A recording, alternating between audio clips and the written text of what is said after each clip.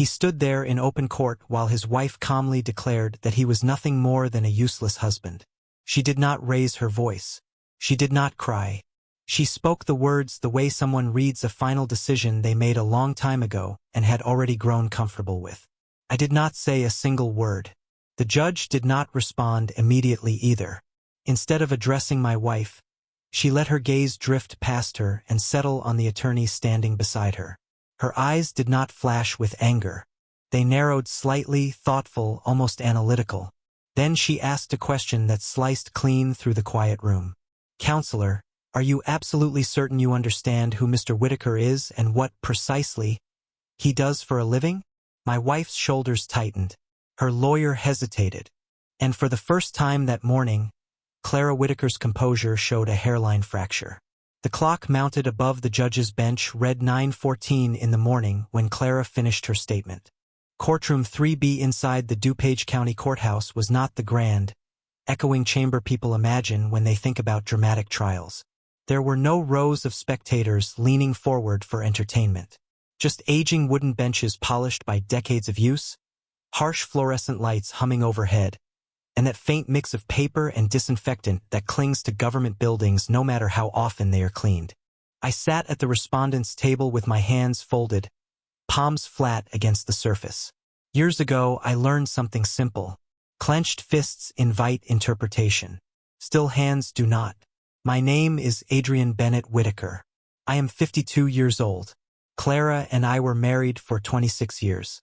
And until 3 weeks before that hearing, no one had ever suggested, not verbally, not in writing, not even indirectly, that I was incapable of running my own life. Clara stood only a few feet from me, angled carefully toward the judge. She wore a navy blazer, understated makeup, and the pearl necklace she always chose when she wanted to project calm sympathy.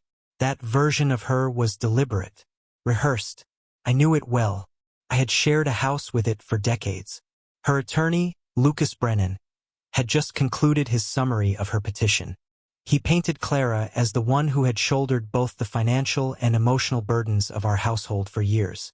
He described me as distant, passive, chronically disconnected from long-term responsibility. He repeated words like stability, concern, and protection as if they were anchors. Then Clara delivered the line she had clearly been saving. "He is just a useless husband," she said evenly. "He does not understand finances. He never has." She did not look at me when she said it. I did not react. Not because the words did not sting, but because any visible reaction would have confirmed the image she was constructing. Clara had always mistaken my quiet for emptiness. She confused restraint with absence. That misunderstanding became the cornerstone of everything that followed. Judge Vivian Caldwell leaned back slightly in her chair. She appeared to be in her mid-60s, silver hair trimmed neatly, reading glasses resting low on her nose.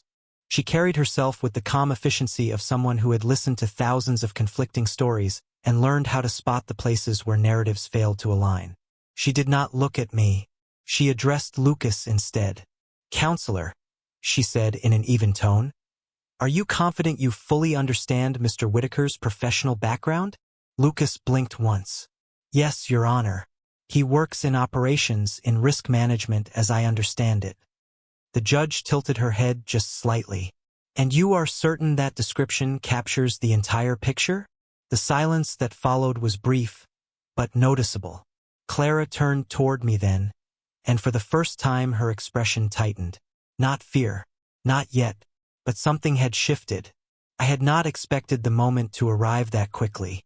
I had prepared myself to sit quietly through at least another hour of testimony before anything disrupted the flow. But Judge Caldwell had a reputation. When something did not add up, she did not wait. She asked direct questions immediately. That habit was precisely why I was sitting in that courtroom. 3 weeks earlier, Clara had filed an emergency petition requesting that the court appoint her as my temporary financial conservator. Not for my aging mother. For me.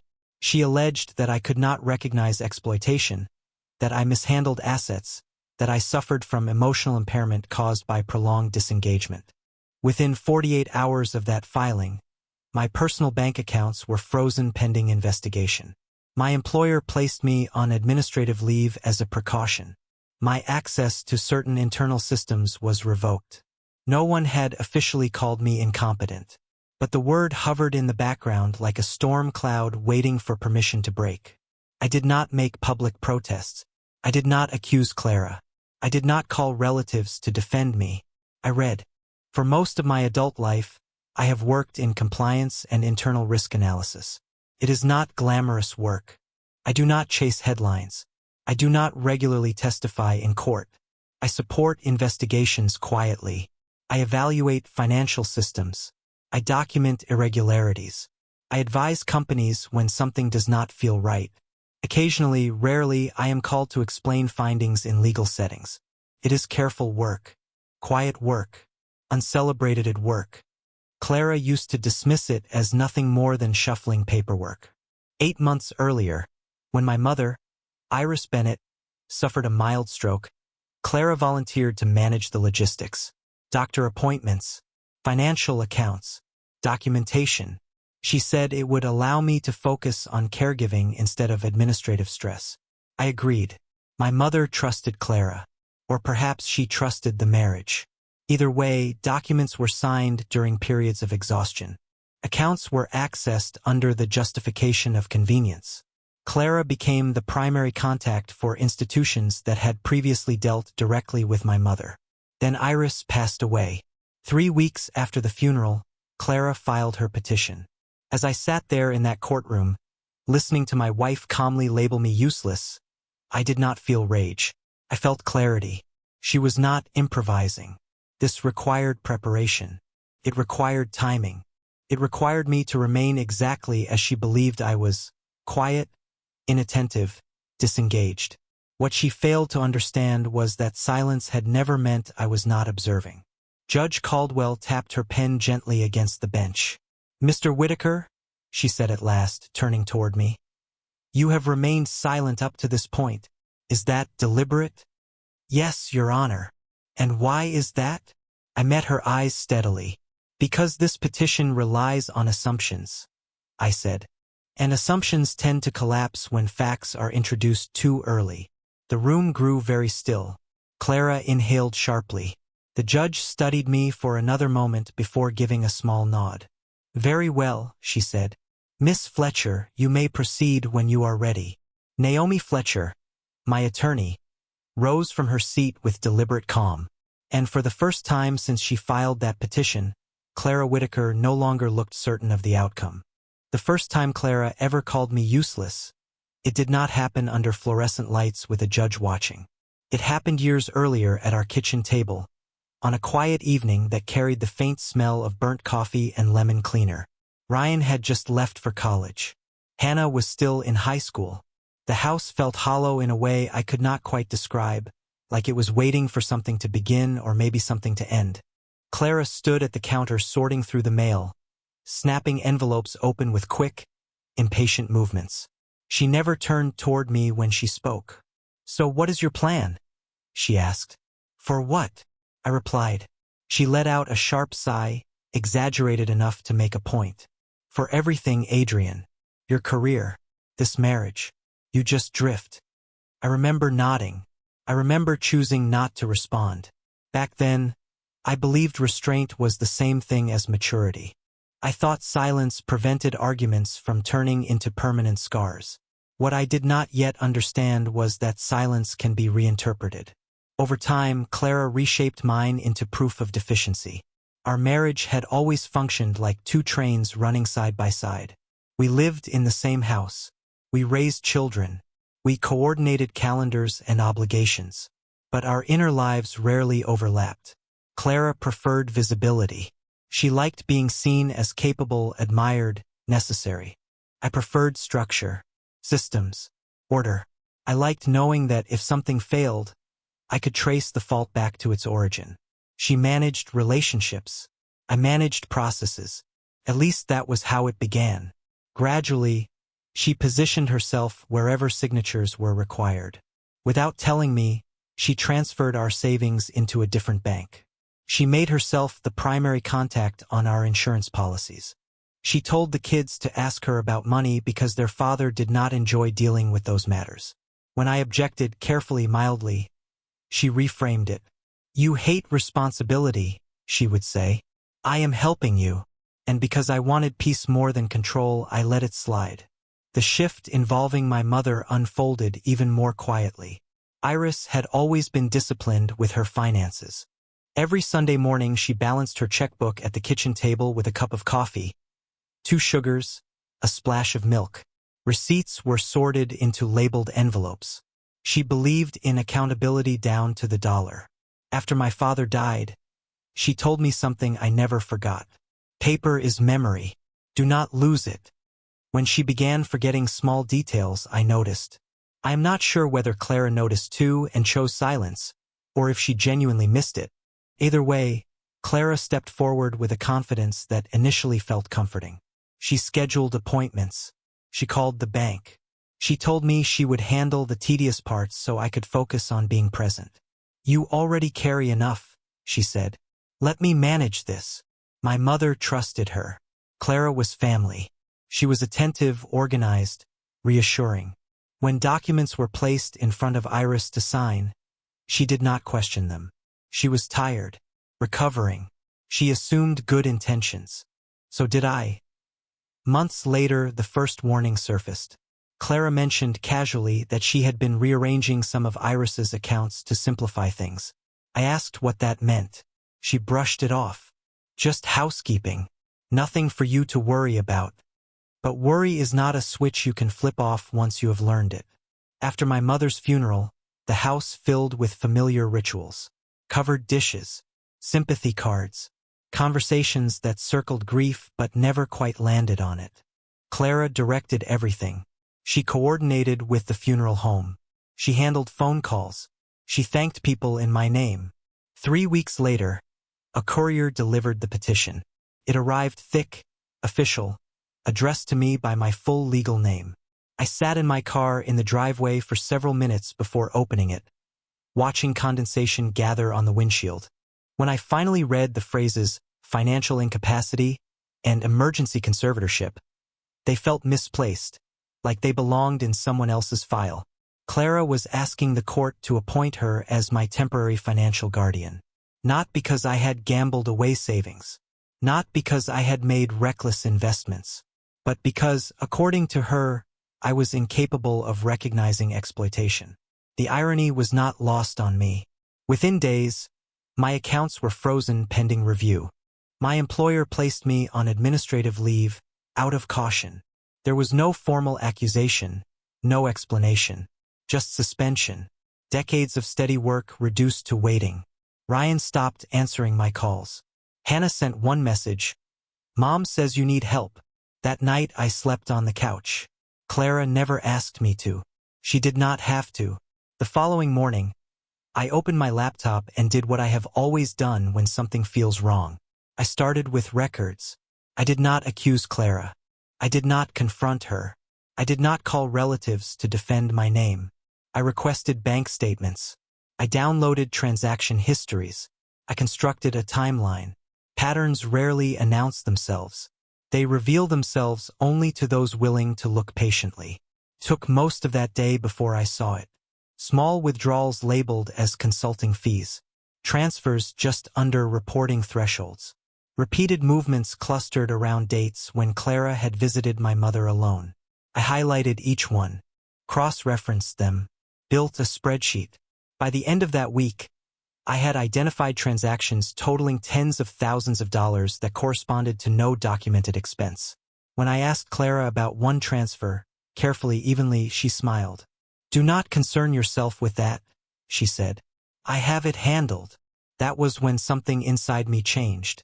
Not fury, not heartbreak, recognition. Clara did not see herself as stealing. In her mind, she was correcting an imbalance. She believed she deserved control. She believed she had carried the weight of our lives long enough. And she believed, truly, that I would never notice. That belief followed her into that courtroom. Because silence, once mistaken for emptiness, becomes dangerous when someone builds a case on the assumption that there is nothing behind it. I did not return to my mother's house immediately. That part surprised me too. After the petition was delivered, I did not rush to my mother's house. For several days, I remained in our home, moving from room to room like a guest waiting for instructions. The walls felt temporary. The furniture felt staged. Nothing in that house seemed fully mine anymore. Clara was cautious during that time. Not gentle, calculated. She lowered her voice when she spoke to me, as though raising it might shatter something unstable. She reminded me about appointments that did not exist. She offered to manage small errands I had not asked her to touch. It was subtle but deliberate. She was documenting behavior, so I waited. When I finally drove to Iris's house, it was a gray Thursday morning. The kind of flat Midwestern gray that drains color from everything and makes the world look unfinished. The park was quiet. Too quiet. The same brick ranch houses lined the street. The hedges were trimmed with the same measured precision. The sidewalks looked exactly as they had when my mother swept them every Saturday morning, as though someone might inspect her effort. I parked in the driveway and stayed there longer than necessary, my hands resting on the steering wheel. The house did not resemble a crime scene. It looked like a sentence that had been paused mid-thought. I unlocked the door and stepped inside. The air carried the familiar scent of lavender and old books. My mother. The living room was orderly but lived in. A folded throw blanket draped over the arm of the couch. A small stack of library books on the end table. Her reading glasses turned upside down exactly where she always left them. I went directly to the spare bedroom. Iris kept her paperwork in a plain beige 4-drawer filing cabinet. It was nothing special to look at. Utilities, medical records, banking, taxes, every category labeled in careful block letters. After my father passed, she had told me plainly, "If something happens to me, you will know where to look." I opened each drawer methodically. At first glance, nothing appeared wrong. Bank statements were present. Correspondence was neatly clipped. Copies of checks were filed. But after about an hour, small inconsistencies began to surface. Envelopes that had been resealed. Statements placed out of chronological order. Gaps where original documents should have been. I carried the contents to the bed and started organizing everything by date. That was when I found the power of attorney. It was not concealed. It did not need to be.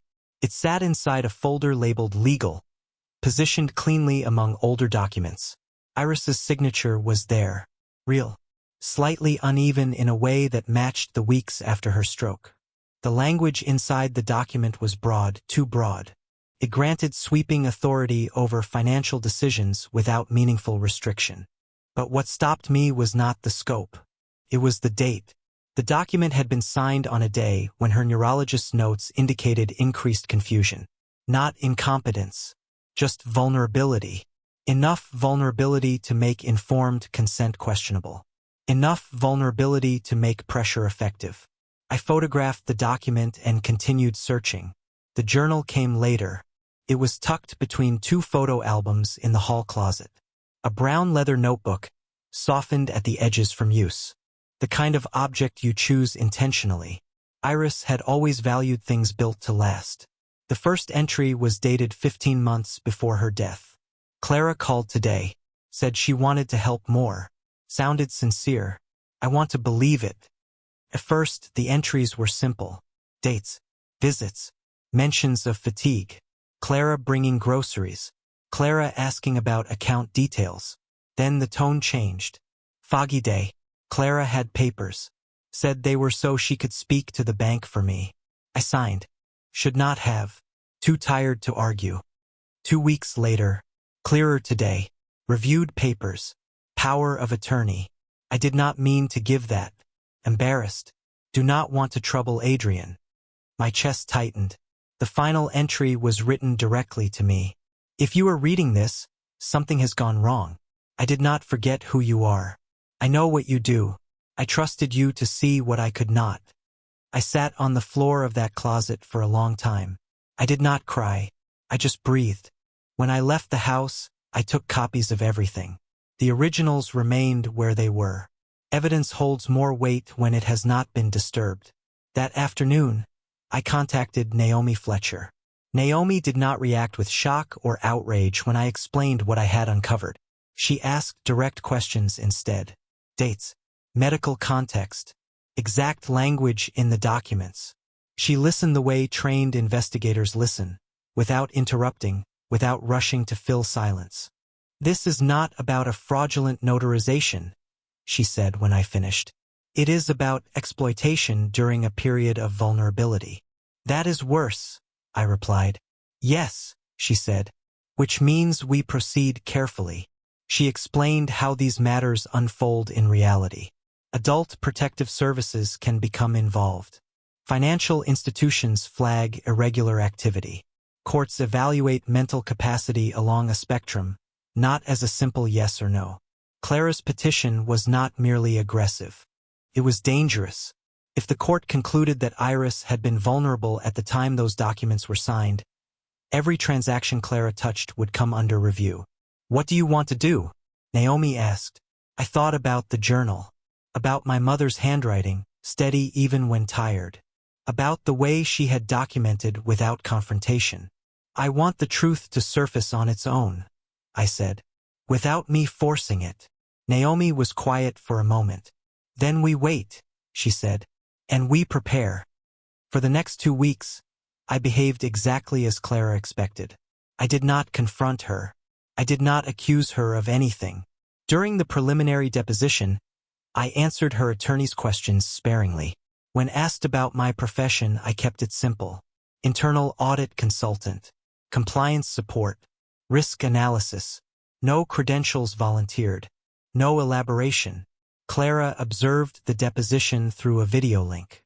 I saw her body relax as it progressed. She smiled when I kept my answers brief. She nodded approvingly when I did not defend myself. She mistook composure for defeat. Behind the scenes, Naomi was working. She requested bank records through formal channels. She did not work alone. Naomi coordinated quietly with compliance officers who flagged transactions that did not align with their stated purposes. She notified adult protective services, not with accusations, but with a request for review.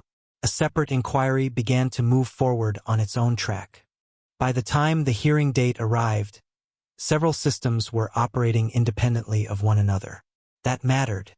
The truth carries more authority when it does not depend on a single person repeating it. The evening before the hearing, I drove to Iris's house one last time. I did not go inside. I parked along the curb and watched the porch light spill its soft glow onto the front steps. I thought about how my mother had prepared for something like this without knowing how it would unfold. She had not shouted. She had not confronted anyone directly. She had simply documented and trusted that someone would follow the trail. The next morning in court, while Clara spoke and Lucas repeated the story they had rehearsed, I remained quiet. And when Judge Caldwell asked her question, when the room paused and shifted, I knew we had reached the moment my mother had anticipated. The moment when quiet work begins to speak on its own. Courtroom 3B felt different after the judge's inquiry. It was not louder. It was not tense in the theatrical way people imagine courtrooms to be. Felt alert, as if the air itself had leaned forward to see which version of reality would withstand examination. Judge Caldwell did not rush. She adjusted her glasses, reviewed the file in front of her briefly, then directed her attention to Naomi. "Miss Fletcher," she said, "you may proceed." Naomi rose without flourish. No pacing. No dramatic gestures. She placed one hand on the table, steady, grounded, and spoke with a tone that suggested she was not there to argue, only to clarify. "Your Honor," she began, "this petition rests on the claim that Mr. Whitaker lacks the capacity to recognize financial exploitation. We intend to demonstrate the opposite, and that exploitation occurred because someone believed he would not see it." She started with the bank records. Not all of them, just enough. A timeline appeared on the courtroom monitor. Dates lined one side, transactions lined the other, withdrawals, transfers, payments labeled as administrative support and consulting services. Nothing sensational, nothing overtly criminal in isolation. These transactions, Naomi explained, indicating the screen, took place over a 10-month period. Each corresponds with a visit by Miss Whitaker to Iris Bennett's residence. Not to a hospital, not to a financial institution, to the residence. Lucas Brennan rose halfway from his chair. Objection. Overruled, Judge Caldwell said calmly. Proceed. Naomi continued without hesitation. Next, she addressed the power of attorney. She did not accuse Clara of forging anything. She did not dramatize. She kept her tone clinical. This document was executed on a date when Miss Bennett's neurologist recorded increased confusion and diminished executive functioning. Not incompetence. Vulnerability. Judge Caldwell leaned forward slightly. In Illinois, Naomi continued, capacity is not an all-or-nothing condition. Consent obtained during a period of vulnerability, particularly without independent counsel, warrants scrutiny. Clara folded her arms tightly across her chest. Naomi advanced to the next slide. After the execution of this document, Miss Whitaker's access to Miss Bennett's accounts expanded significantly. That expansion coincides with a measurable shift in spending behavior. The screen changed. Prior to that date, Miss Bennett's financial activity remained consistent for more than a decade. Utilities, groceries, pharmacy expenses, routine transactions.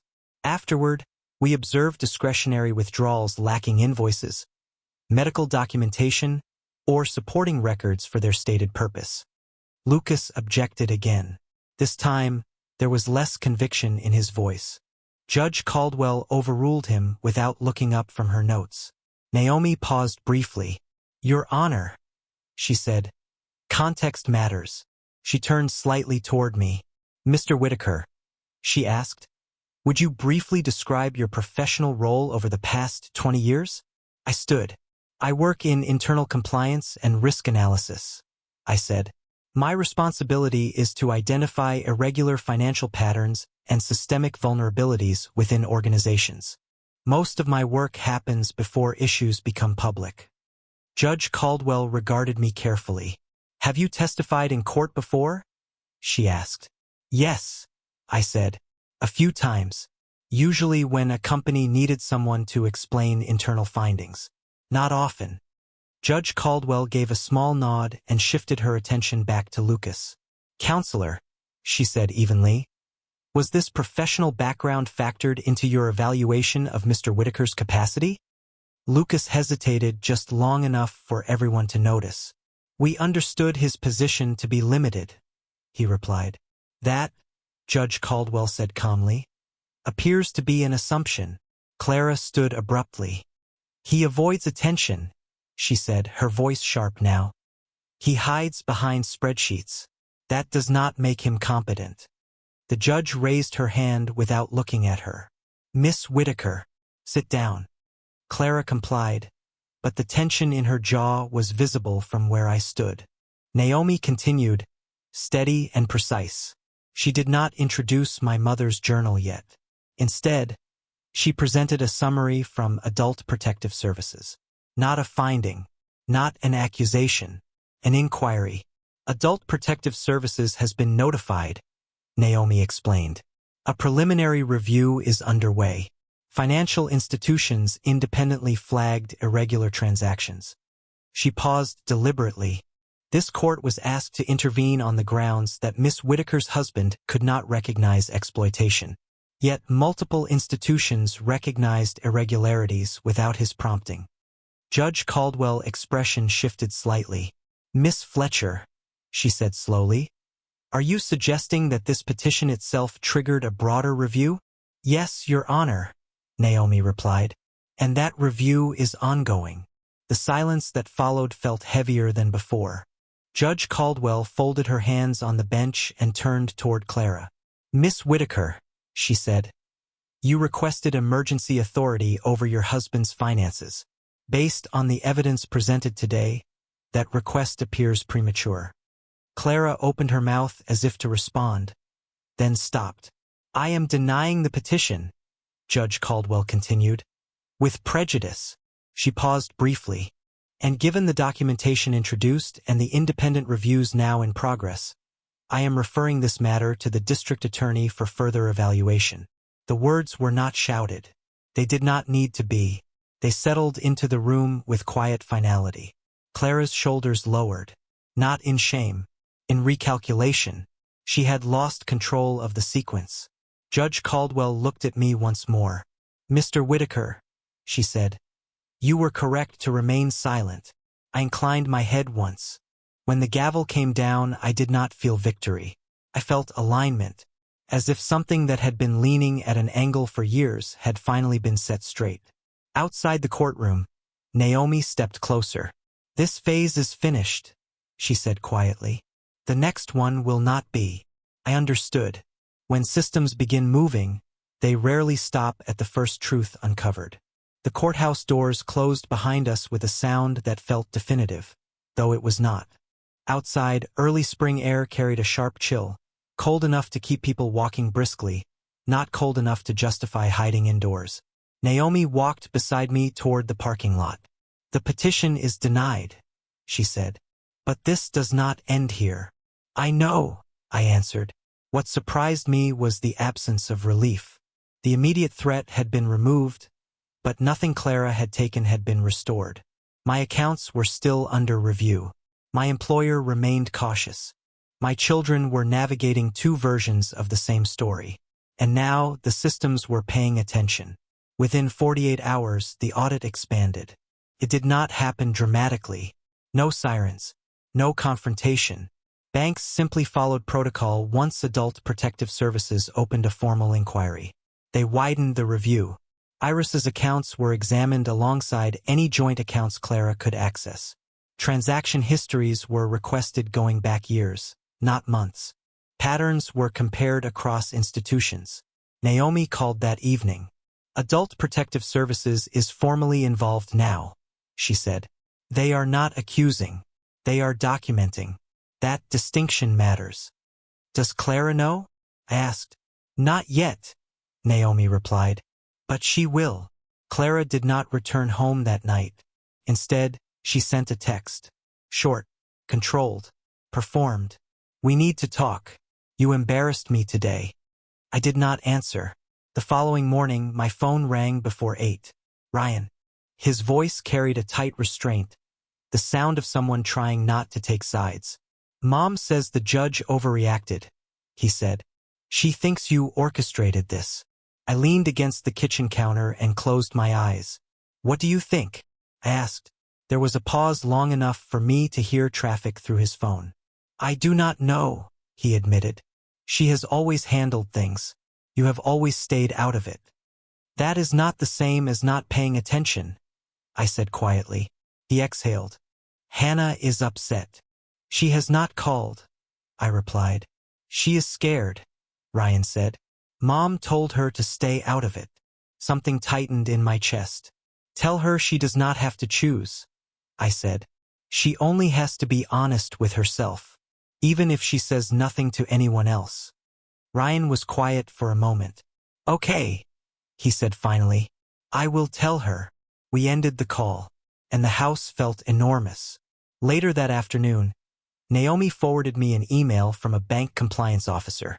The language was neutral, procedural, almost sterile. The implications were not. Several transactions had been flagged as inconsistent with their stated purposes. Payments routed through a third-party consulting entity had raised concerns due to the absence of licensure and supporting documentation. A formal request for clarification had been sent to the account holder. "Clara, she will panic," Naomi told me when I called her. "That is when people make mistakes." I did not want Clara to panic. Panic creates chaos. Chaos destroys patterns. I wanted her to explain. Explanations leave paper. 2 days later, Adult Protective Services contacted me directly. A caseworker named Camille Donovan introduced herself in a calm, practiced tone. "We are conducting a standard review regarding Iris Bennett's accounts," she said. "We will need to speak with you and your wife separately." "Of course," I replied. Camille asked about my mother's routines, her independence before the stroke, her financial habits. I answered precisely. Dates, observations, facts. No accusations. She thanked me. "We will be in touch," she said. That evening Clara came home late. She carried tension openly now. "They are questioning me?"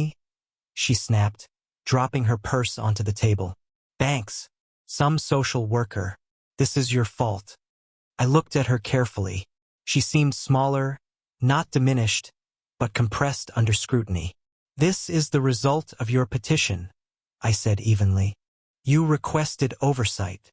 I asked to protect this family," she shot back.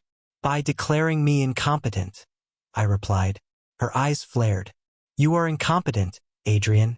You do not understand how things work." I almost smiled. "Tell them that," I said. She stared at me, then turned away, jaw tight. The next week thinned out like worn fabric. Adult Protective Services interviewed Clara. Banks requested documentation. Naomi coordinated quietly with investigators, careful not to interfere. My employer extended my administrative leave, citing ongoing external review. No assurances. No timeline. Ryan visited once. He perched on the edge of the couch, avoiding eye contact. "She will not answer questions directly," he said quietly. "Mom, she keeps saying people are twisting things." "Do you believe her?" I asked. He hesitated. "I do not know what to believe." "That is honest," I said. 2 nights later, Hannah called. Her voice trembled. "Dad, I think I messed up." "You did not," I said immediately. "Whatever it is." She told me she had seen Clara wearing Iris's earrings months earlier. Family pieces. Clara had said Iris gave them to her. Hannah had accepted that explanation at the time. Now she was not sure. "I did not tell anyone," she whispered. "I was afraid Mom would be angry." "You can tell Adult Protective Services," I said gently. "You do not have to accuse anyone. Just describe what you saw." "Will it ruin everything?" she asked. I thought of my mother's journal, of careful handwriting, of quiet preparation. "No," I said. "It clarifies." The audit findings did not arrive all at once. They surfaced in segments, each piece reinforcing the last. Transfers routed through a third party. Payments vaguely justified. Documentation created after the fact. Then Naomi called one evening, her tone lower than usual. "They identified the intermediary," she said. "A woman named Sabrina Holloway. Not licensed. Not bonded. Investigators have contacted her." "Did she respond?" I asked. "Yes," Naomi said carefully. "With counsel." That detail mattered. It meant Sabrina understood the gravity of the situation. It meant this would proceed methodically, not explosively. Real cases move slowly. Consequences accumulate over months, not minutes. "Adrian," Naomi said, "prepare yourself. This will take time. Relationships will not simply return to what they were." I looked around the kitchen. The same table where Clara once called me useless. The same quiet corners where assumptions hardened into facts. "I am not trying to go back," I said. "I am trying to get to honesty." "That is usually harder," Naomi replied. After we hung up, I sat alone with that thought. Honesty does not rush. It builds. And once it solidifies, it does not dissolve simply because someone wishes it would. The next significant call came on a Tuesday afternoon. One of those days that pretends to be ordinary until the phone rings. "They have formally contacted Sabrina Holloway," Naomi said, "with counsel present. She has not admitted to anything, but she is cooperating." I sat at the dining table, my laptop closed, the house quiet in its now familiar way. "What does cooperating mean?" I asked. "It means she answers narrowly," Naomi explained. "She provides records when compelled. No speeches. No emotional texts. That is what people do when they realize control has shifted." I nodded, though she could not see me. That fit the pattern. People who believe they remain in control improvise. People who understand exposure follow procedure. Over the next 3 weeks, the investigation expanded in small, deliberate increments. Adult Protective Services completed its initial review and referred the matter to the county. Bank compliance units issued follow-up requests. Subpoenas were drafted, not dramatic, just precise. Each document pulled another thread. Clara attempted to reclaim control through cooperation. She attended interviews. She responded to emails promptly. She described every transfer as a misunderstanding, every payment as administrative necessity. She leaned heavily on the narrative that Iris wanted discretion and that I had never shown interest in finances. Investigators listened. Then they compared notes. The pattern did not change. Clara's tone did. She stopped calling me incompetent. She began calling me manipulative. She told Ryan I was weaponizing my profession. She told Hannah I was letting outsiders dismantle the family. Each explanation contradicted the last. Ryan retreated. He did not defend her openly anymore, but he did not challenge her either. When he visited, his words came in fragments. Questions without resolution. I let him move at his own pace. Loyalty cannot be dismantled abruptly without causing deeper harm. Hannah began speaking more freely. Slowly at first. Carefully. She described moments she had once dismissed as insignificant. Being sent to the bank with vague instructions. Being told to keep conversations minimal. Being reminded that adult matters were not her concern. Sketch's intent. That is what Naomi told me when I started connecting the pieces out loud. She cautioned me not to narrate conclusions. Let them assemble the picture, she said. Your role is to remain consistent. Consistency mattered when the district attorney's office finally contacted us. Assistant State's Attorney Renee Romero requested a meeting. The email was restrained. No threats, no charges, just a request for conversation. Naomi and I met her downtown in a modest conference room with fluorescent lights and a view of nothing remarkable. Renee did not circle the issue. We are reviewing potential charges involving financial exploitation of an elderly adult, she said. Possibly fraud, possibly forgery, depending on how certain documents were used. I asked the only question that mattered. What happens next? We review the evidence, she replied. We assess witness cooperation. If charges are filed, a plea will be offered. If rejected, the case proceeds. She studied me for a moment. This will not move quickly. I am not in a hurry, I said. That night, Clara confronted me directly for the first time since the hearing. She waited until the house was quiet, until the children were gone, until she believed she could reclaim the narrative. You did this, she said, standing across from me in the living room. You could have stopped it at any point. I looked at her steadily. I did not start it, I said, and I cannot stop something I did not create. She laughed, brittle and sharp, the sound hollow. You always hide behind procedures and systems, she said. You act like you are above all of this.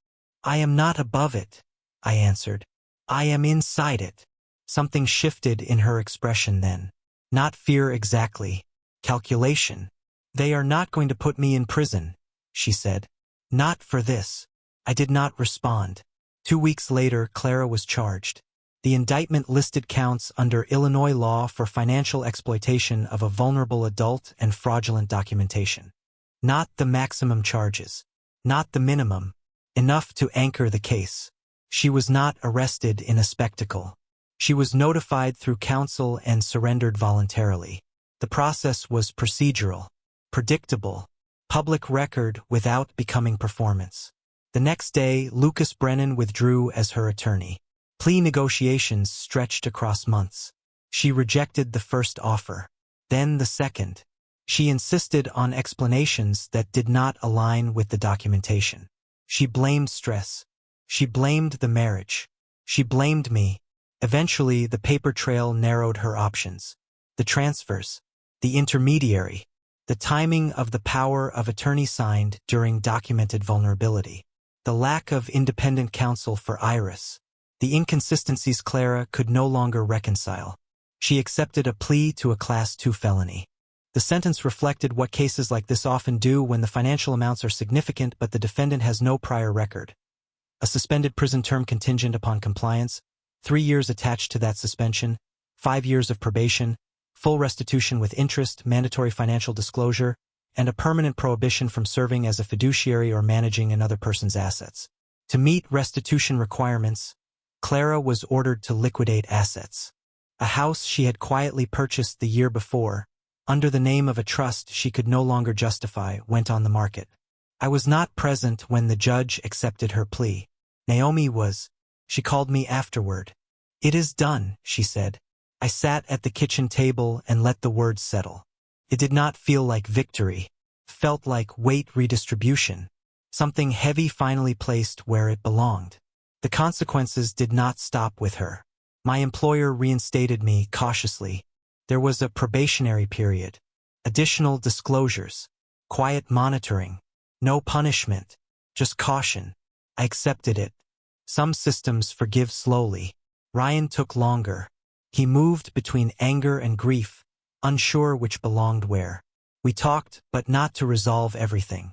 That was never the point. Healing does not follow verdicts. Hannah began therapy. Months later, she asked if I would attend a session with her. I did. Clara sent a letter through her attorney. Shorter this time. Still no apology. Just regret shaped carefully enough to protect herself. I did not reply. Some conversations require distance more than closure.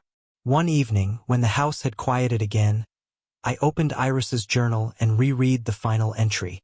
"If you are reading this, it means you did not look away." I closed the book. The systems had spoken. Now it was my responsibility to live with what they had said. The first morning I woke up knowing the case was truly over. Nothing dramatic happened. No rush of relief. No surge of triumph. Just quiet. It was early. Before 6. The house was still in a way that used to make me uneasy. I lay there listening and realized that, for the first time in more than a year, the quiet did not feel fragile. The plea had been entered 3 weeks earlier. Paperwork finalized. Restitution schedules approved. Probation terms set. Clara was no longer fighting. Not because she accepted responsibility, but because there were no moves left that did not worsen her position. Justice, when it arrives, rarely announces itself. It settles like weather. The financial recovery moved slowly. Attorneys required payment. Audits cost money. Restitution, even when ordered, does not return all at once. I sold my mother's house in Oak Park in late autumn. Not because I wanted to, because it made sense. Holding on would have meant clinging to something that had already served its purpose. The day before closing, I walked through the empty rooms one final time. There were no ghosts, just absence. In the kitchen, where Iris once balanced her checkbook every Sunday, 2 sugars in her coffee, notebook open beside her. I took her journal from my bag and placed it briefly on the counter. "I did not look away," I said quietly. "Not to anyone in particular." Then I closed the door behind me. Work resumed gradually. My employer reinstated me with conditions. Additional oversight, periodic disclosures. A quiet reminder that trust, once shaken, rebuilds slowly even when you were not the one who fractured it. I accepted that without resentment. Systems do not run on emotion. They run on consistency. And I understood consistency. Ryan did not return to normal immediately. Months passed where our conversations remained careful, almost rehearsed. He was polite, asked about work, avoided mentioning his mother. I did not force it. Loyalty does not disappear simply because facts arrive. It has to unwind on its own. The shift came unexpectedly. One evening he called and asked if I still had Iris's old recipe box. "I found something," he said. He came over that weekend and removed a folded piece of paper from his jacket pocket. A bank notice from years earlier, addressed to Iris, forwarded to Clara's email. "I found it in Mom's files," Ryan said quietly. "She never told me. I do not know why." His hands trembled slightly as he held the paper. "It is all right," I told him. "You do not have to fix any of this." "I know," he said. "I just needed you to know. I see it now." That was enough. Hannah's healing took a different shape. Therapy helped. Distance helped. She did not excuse Clara, but she did not erase her either. Hannah learned it slowly. Loving someone does not mean defending what they have done. Watching her come to that understanding changed me, too. Clara never offered an apology. She complied. She attended the required sessions. She paid restitution. She followed the conditions of probation carefully. But compliance is not the same as remorse. Real remorse demands reflection. It requires someone to sit with what they have done without redirecting blame. Clara had spent too many years outsourcing that kind of work. Eventually, I stopped expecting it. Months later, I received one final envelope. Not from Clara. From the court clerk. A formal notice confirming that restitution had been completed and that Iris's estate was officially closed. That chapter sealed. That evening, I sat at the kitchen table with nothing spread out in front of me. No documents. No spreadsheets. No timelines. Just a cup of coffee and the quiet I once misunderstood. For a long time, I had thought quiet meant absence. Now I understood it differently. I thought about the word useless. How casually it had been spoken. How confidently it had been believed. Silence does not equal ignorance. Calm does not equal weakness. And being underestimated only becomes dangerous if you start to believe it yourself. Clara believed my quiet made me invisible. She believed restraint meant disengagement. She believed paper could be rearranged without consequence. She forgot something simple. Paper remembers. And so do systems. And so do people who pay attention. If you have stayed with this story through its harder parts, I appreciate it more than you know. If you have ever been dismissed, overlooked, or quietly rewritten by someone who assumed you would not notice, I hope you remember this. You do not have to shout to be heard. You do not have to react to be aware. And you do not have to prove your strength to someone who depends on underestimating you.